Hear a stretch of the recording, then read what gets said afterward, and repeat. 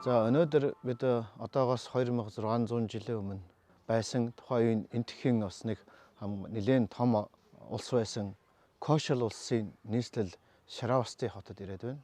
Кошл улсын нийслэл Шаравасти хотын хотод бол Бурхан Багшийн 25 борооны улирлээ өнгөрөөсөн жетон хийгээд Попарам нэртэй хоёр хийд бол болсон байсан. Жетон хийдэг бол Бурхан Багшийн шав Анат Пиндак хэмээх энэ Кошл улсын баян Анат Пиндакийн босгосон нэгэн зэрэг 10,000 хүн бяцлал хийж болох тийм сайхан том хийдийг тэр жетон хийд энэ бидний байгаагийн зэрэгэлдээ бол тэр жетон хийд байгаа. Харин энэ бидний яг өнөөдөр ирээд байгаа энэ газар бол тэр үеийн бас мань энтхийн Кошл улсын энэ Шаравасти хотын бас нэгэн баян эмэгтэй Вишака хэмээх өсгөөгийн барьж босгосон Попарам нэртэй хийдээс үлдсэн ерөнхийдөө эргэн тойрны хийдийн газар нутгийг бол эгэл хүмүүс эзэлж тариалан тарьж хувийн барилгаад босгож ингээд бол тэр Попарам хийдийн байсан газараас бол үлдсэн хэсэг нь бол бидний энэ хойно харагдаж байгаа. Энэ харагдаж байгаа зөвлөл нь бол Ашок хааны өөрийнх нь босгосон ийм баган байна. Багнаас үлдсэн нураагаад үлдсэн цөөр хэсэг нь байж байна. Тэгэхээр энэ Ашок хаан ингэж Ашокийнхаа багныг босгож Ашок стамб гэдэг Ашокийн юм тамгыг тамгалж үлдээсэн нь бол яг энэ газар бол Попарам хийд байсан гэдгийг нь бол баталж байгаа. Тэгэхээр энэ бидний харж байгаа энэ юунаас ингээ харахад бол Ашок хааны багныг ингээд нураагаад тэгээ сүүлд хүмүүс яах энэ газрын нутгийг тухайн хүмүүс асар их сүзгэлж биширч ирж мөргөдөг байсан учраас сүүлд хинду шашны нөлөөгөөр энэ газрыг хинду шашны хийд болгож хинду шашны мөргөлийн газар болгож хувирах үйл ажиллагаа явагдсан байна. Харахад тэр Ашок багны дээд хэсгийг ингээд нураасан хэсгийг ингэж яагаад хинду шашинд Шив линга гэж их шүтдэг тийм зүйл байгаа. Шив бурхны линга байдаг. Тэрэн дээр бол тэгэхээр яг тэр хэлбэрт оруулаад өөрөөр хэлбэл хинду шашны Шив линга болгоод хинду шашны бас нэг мөргөлийн энэ бол байдлаар бол ингээд ажиллахад бол энэ хавьд бол хинду шашны сүм босгосон байсан шинжтэй байна. Тэгэхээр археологийн малтлагаар тэгээд Ашок хааны баган байсан ингээд тогтоогдсон байна. Тэгэхээр багныг нь аваачаад сүүлд нь бол яагаад гэвэл энэ газар нутгийг асар олон хүн шүтэж бишрээд байгаа учраас энэ газар нутгийг хинду шашныхаа шүтгэхийн газар болгож тэр олон хүмүүсийг анхаарлын хинду шашныхаа юм руу хандуулах ийм үйлдэл хийсэн бол харагдаж байна. Тэгэхээр бол яг бидний ирээд байгаа Шаравасти хот бол тухайн энтхийн 6 их хотуудаас хамгийн хүн ам ихтэй 7 сая хүн амьдардаг байсан.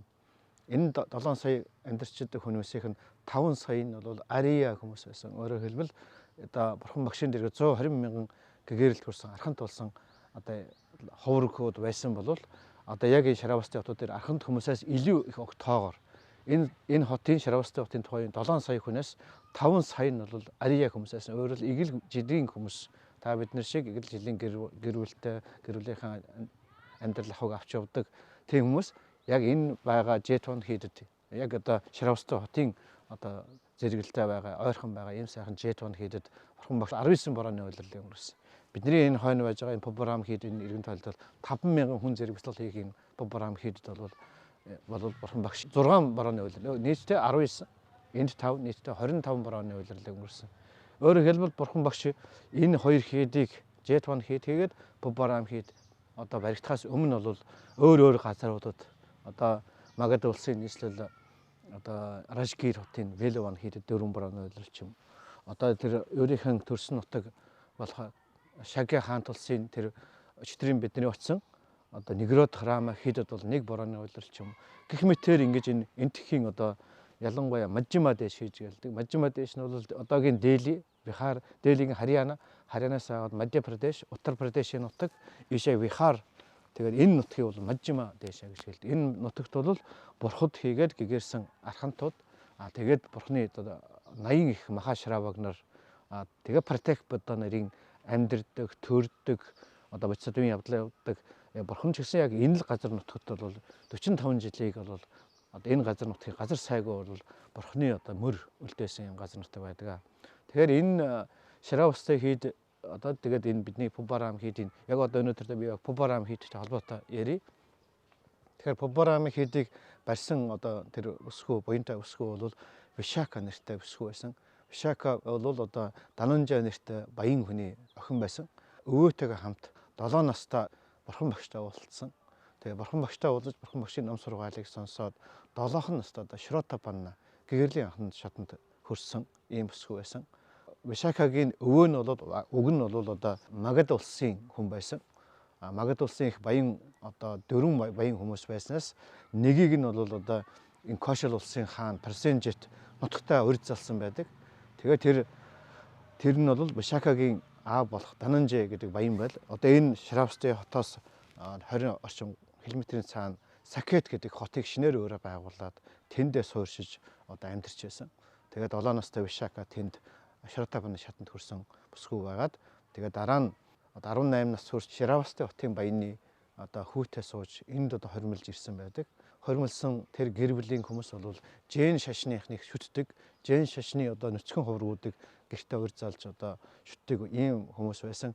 Тэгэхэд бол Вишака бол бага наснаас одоо бүр бага байхаас ахвалаад бурхны сургаал намыг дагдаг. Бурхны одоо шав нарыг хувргуудыг шүтдэг, тэднэрт хоол унд өгдөг, өглөг буян байнга үлддэг ийм багаасаа ингэ дадал зуршилтай бүсгүй байсан учраас энэ Шравсты хотод ирээд шинэ одоо нөхрийнхээ гэрт ирээд бол хэцүү байдал нэг хэсэг байсан.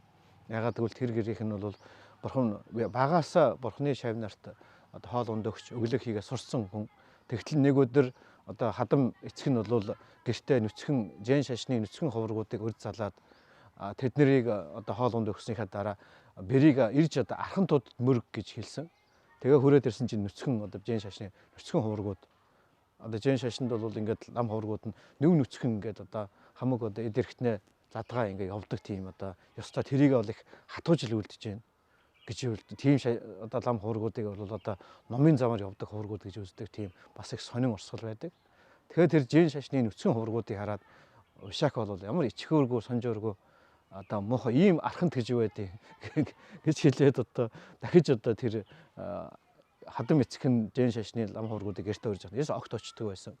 Тэгээд одоо тэр их буянтай бүсгүй маань жинхэнэ одоо бурхныг гэгэрсэн ариусан ариун номын замаар явсан жинхэнэ гэгэрсэн архантуудад бол буян үйлдэх боломжгүй юм хэцүү байсан.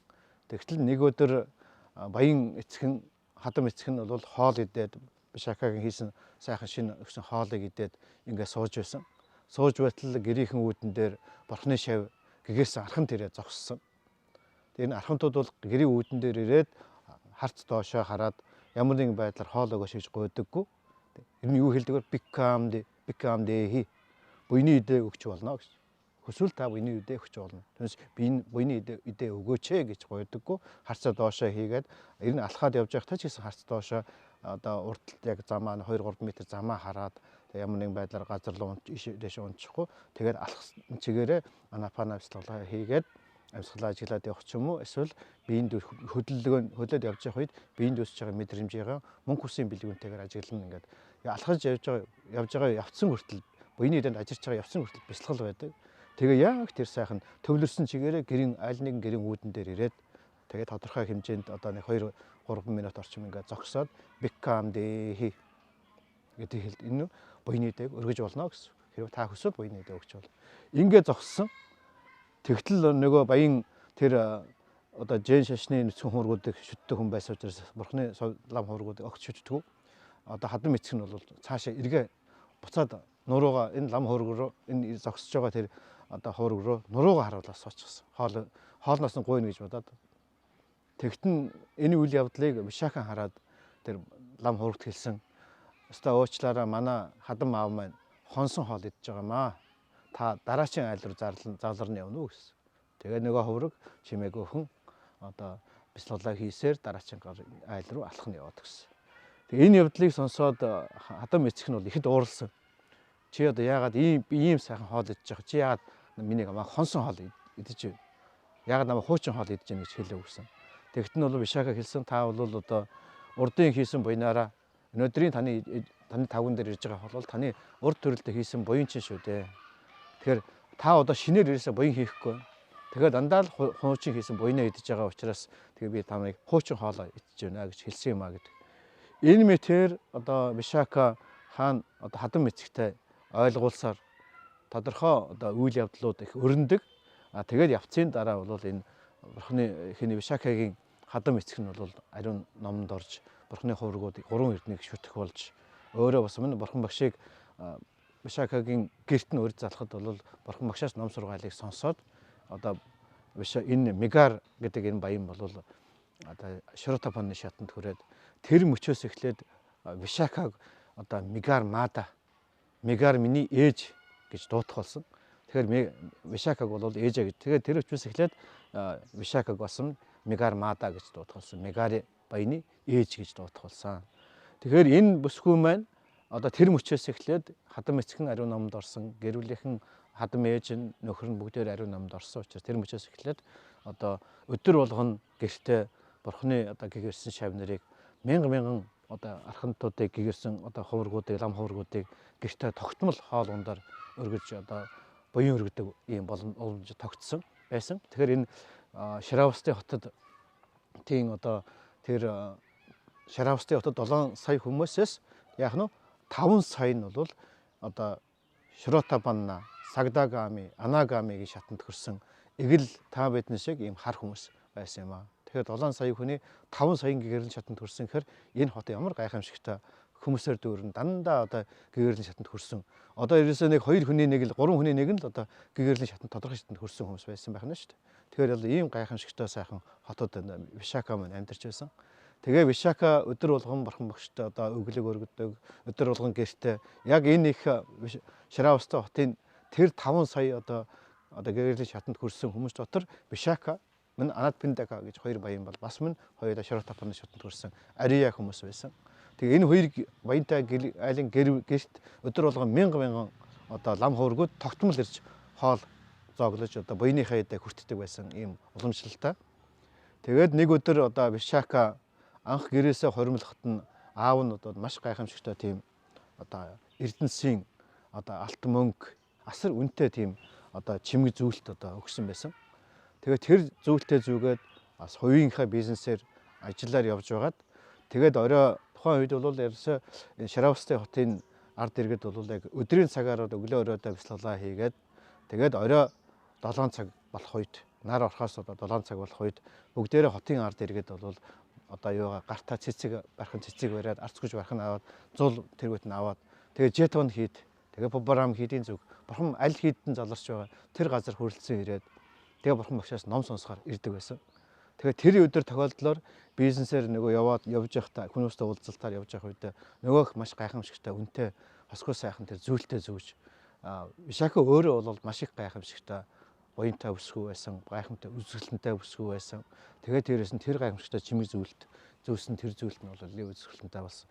Тэгээд тэрийгэ зүүж ингэж явж байгаад тэгээд орой ингээд нөгөө бурхан багш ном айлтгах цаг, жетонд 7 цагаас орой номын сургаалаа айлтгах цаг болох үед бол одоо энэ евро жетон хийд рүү яваад ирээд ороод ирсэн. Ороод энэ хийд орнолоо очихдоо эмэгтэй эрэгтэй хүмүүс өөрийгөө хэтэрхий чимж гооддож орохыг хориглодог. Ямар нэг алт мөнгө эдэл чимэг зүйлтэйгээ бүгдийг нь бол гэртээ орхидог ч юм уу эсвэл тодорхой хэмжээгээр авч кармаалдаг ч юм уу. Иймэрхүү маягтай бол түүнээс биш сүм хийд рүү орохдоо чимж гоодож гангалж орохыг бол хориглодог. Яг л энэ номын орн, номын газар бяцлал хийх, сахих одоо ийм л зүйл хийхээс биш одоо өөрийгөө чимж гоодож одоо ямар нэгэн байдлаар бусдад гайхуулах байдлаар бол орох эсгүй байдаг.